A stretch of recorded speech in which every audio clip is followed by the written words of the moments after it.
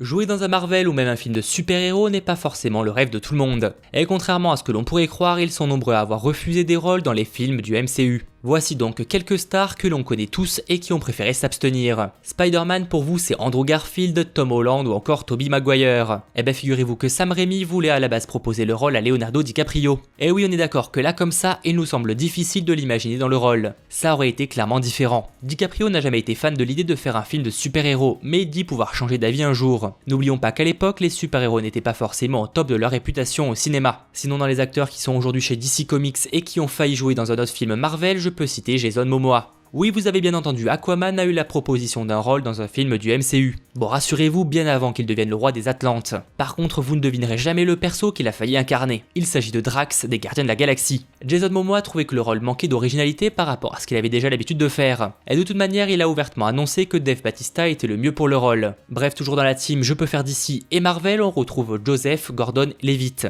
Pour ceux qui ne se rappellent pas de lui, il a joué notamment dans The Dark Knight Rises. Et ben à l'origine, Marvel lui avait proposé le rôle de Peter Quill, aussi connu sous le nom de Star-Lord, interprété aujourd'hui par Chris Pratt. Idem, ça aurait été sacrément différent. Dans les autres acteurs qui auraient pu rejoindre Marvel et au final non, je peux citer Emily Blunt.